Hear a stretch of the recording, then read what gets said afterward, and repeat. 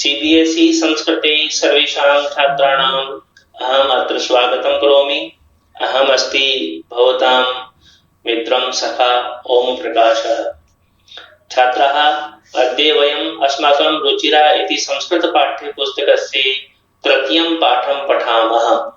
तृतीये पाठस्य नाम अस्ति शब्दपरिचयः तृतीयः।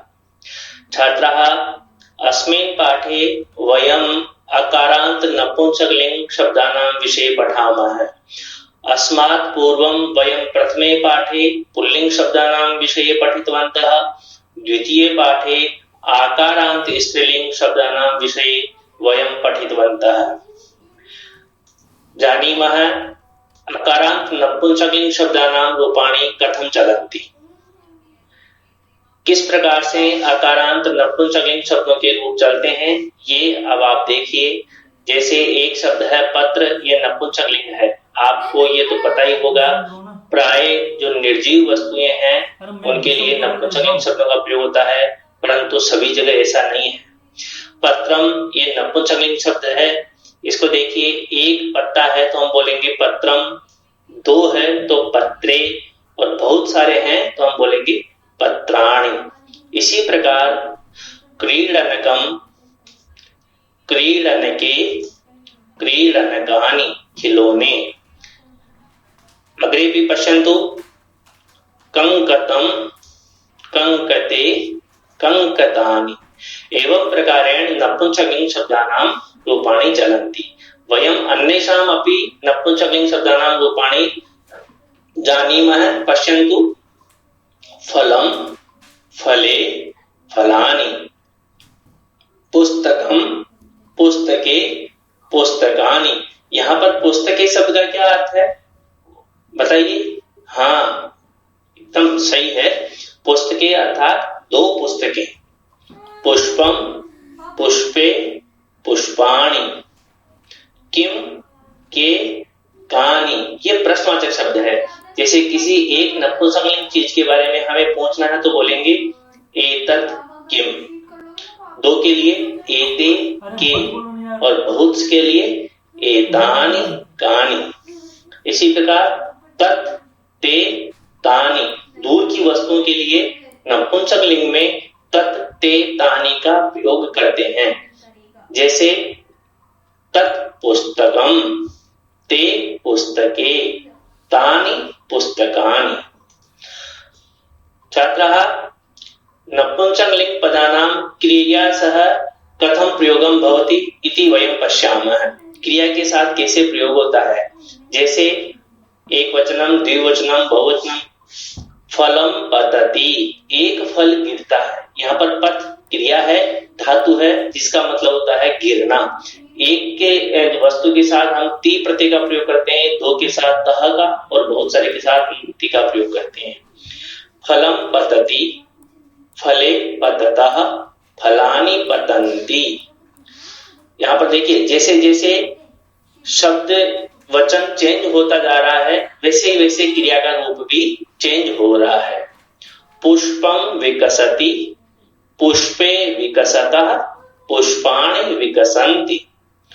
उपनेत्रम अस्ति, अस्ति मतलब है। उपनेत्रम अर्थात चश्मा। उपनेत्रम अस्ति, उपनेत्रे स्तः, उपनेत्राणि सन्ति। यानम चलति, याने चलतः, यानानि चलन्ति। मित्रं वदति, मित्रे वदतः, मित्राणि वदन्ति। वद धातु का अर्थ होता है बोलना। अधुना वयं पाठम् आरम्भं कुर्मः। तृतीयः पाठः शब्द परिचयः तृतीयः। अत्र पश्यन्तु, चित्रे एका महिला अस्ति। महिलायाः हस्ते अस्ति खनित्रम्। अतः अस्य कृते प्रश्नम् अत्र पृच्छति, एतत् किम्, यह क्या है। एतत् खनित्रम् अस्ति। एतत् किम् अस्ति, खनित्रम् अस्ति। तर्हि एतत् खनित्रम् अस्ति, यह फावड़ा है। श्रमिका खनित्रम चालेती। अब श्रमिका कौन है, ये देखिए, ये महिला जो है वह श्रमिका अर्थात मजदूरनी। मजदूर पुल्लिंग शब्द होता है, उसी का स्त्रीलिंग होता है मजदूरनी, संस्कृते श्रमिका। श्रमिका खनित्रम चालयति, मजदूरनी फावड़ा चला रही है। तत्किम, अब ये हमारे एतत् जो प्रयोग हुआ है वो समीप की चीजों के लिए हम दिस और दैट का प्रयोग करते हैं अंग्रेजी में, उसी प्रकार संस्कृत में एतत् और तत् का प्रयोग होता है। नजदीक के लिए एतत् और दूर के लिए तत् का प्रयोग होता है। तत्किम, वह क्या है? तत् विश्राम गृहम अस्ति, वह विश्राम घर है। किम अत्र भित्तिकम अस्ति, भित्तिकम का मतलब होता है दीवार। तो यहाँ प्रश्न का अर्थ क्या हुआ? क्या यहाँ दीवार है? अत्र भित्तिकम न अस्ति, यहाँ दीवार नहीं है। उसी प्रकार देखिए हमने दोनों नजदीक और दूर के लिए हमने एक वचन का प्रयोग पढ़ा। अब उसी प्रकार समीप और दूर के लिए हम द्विवचन का प्रयोग पढ़ेंगे। एते के, ये दोनों क्या है? दोनों कौन सी? सुनार के जो हाथ में है उनके लिए पूछा जा रहा है। ये दोनों क्या है? सुनार को संस्कृत में बोलते हैं स्वर्णकार है। एते अंगुलीय के स्तः, ये दोनों दो अंगूठियां हैं। सुवर्णकार अंगुलीय के रचयति, अर्थात सुनार दो अंगूठियां बना रहा है। रचयति अर्थात बनाना। अब दूर के लिए द्विवचन में देखिए, ते के, वे दोनों क्या है? ते बस याने स्तः, वे दोनों बसें हैं। ते बस याने कुत्र गच्छतः, वे दोनों बसें कहां जा रही हैं? ते रेल स्थानकम गच्छतः, हम यहाँ पर देख सकते हैं रेलवे स्टेशन यहाँ लिखा हुआ है, इसलिए हम ये मानेंगे ये बसें रेलवे स्टेशन जा रही हैं। वे दोनों रेलवे स्टेशन जा रही हैं। हमने नजदीक और दूर के लिए द्विवचन का प्रयोग देखा। अब हम समीप और दूर के लिए ही बहुवचन का प्रयोग देखेंगे। एतानी कानी, ये सब क्या है? क्या है? हम सब देखते हैं रुमाल है, जिनको संस्कृत में बोलते हैं कर वस्त्र, और नपुंसकलिंग बहुवचन में रूप बनेगा कर वस्त्राणि। ये क्या, ये सब क्या है? एतानी कर वस्त्राणि संति, ये सब रुमाल है। किम एतानी पुराणानि, क्या ये सब पुराने हैं? न एतानी तो नूतनानि, नहीं ये सब तो नए हैं। अब दूर के लिए तानी कानी, वे सब क्या है? ये इनके लिए कहा जा रहा है जो यहाँ पर ये जो केले के जो फल लटके हुए हैं उनके लिए कहा जा रहा है कदली फलानी। तानी कदली फलानी संति, वे सब केले हैं। किम तानी मधुराणी, क्या वे सब मीठे हैं? आम तानी मधुराणी पोषकाणी च, वे सब मीठे भी हैं और पोषक भी हैं। पोषक क्या होते हैं? अपने शरीर को शक्ति देने वाले को पोषक बोलते हैं। अधुना वयम पाठस्य अभ्यासम कुर्मः, अब हम अभ्यास का कार्य करते हैं इस पाठ के। हमारा पहला प्रश्न है उच्चारणम कुरुत, इन शब्दों का उच्चारण करें। मैंने यहाँ पर आपकी सुविधा के लिए अर्थ जानने के लिए हर शब्द की पिक्चर भी दी है, इमेज भी दी है। देखिए फलम, इसको आम्रम भी कह सकते हैं, फलम फलम भी कह सकते हैं। फलम जो है वो जातिवाचक संज्ञा है, आम्रम व्यक्तिवाचक संज्ञा है।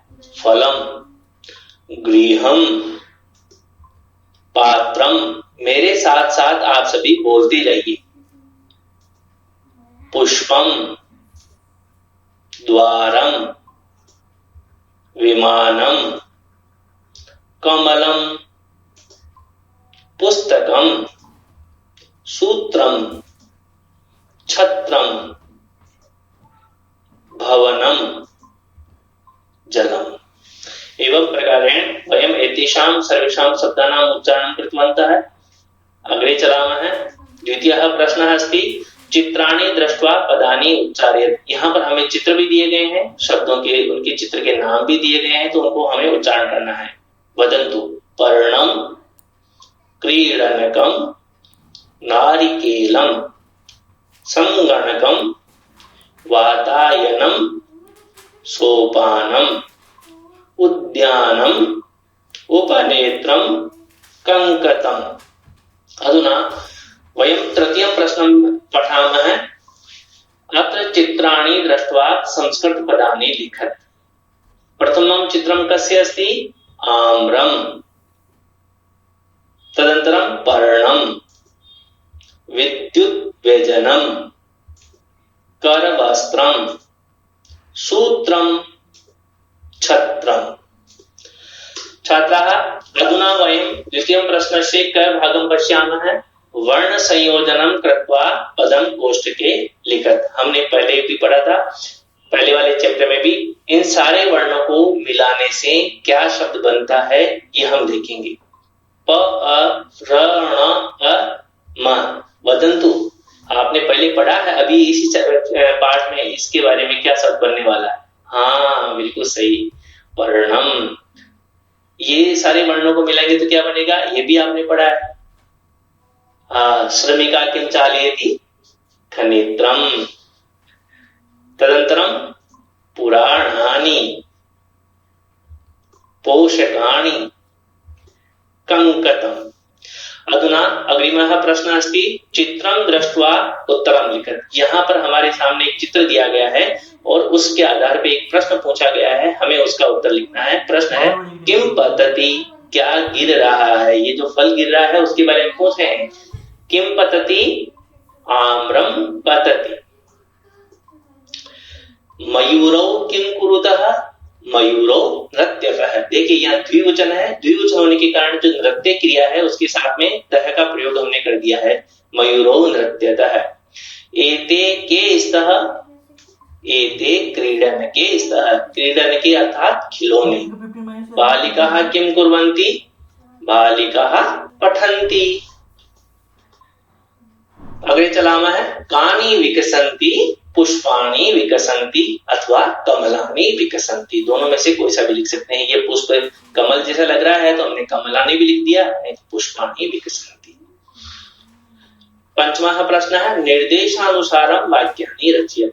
इस प्रश्न में हमको क्या करना है, यहाँ जो ये वाक्य दिया गया है इनका वचन परिवर्तन करना है। एक वचन को बहुवचन में, बहुवचन को एक वचन में अथवा द्विवचन में परिवर्तन करना है। जैसे एतत् पतति, ये जो शब्द है इसमें एतत् का बहुवचन एतानि और पतति का बहुवचन पतन्ति।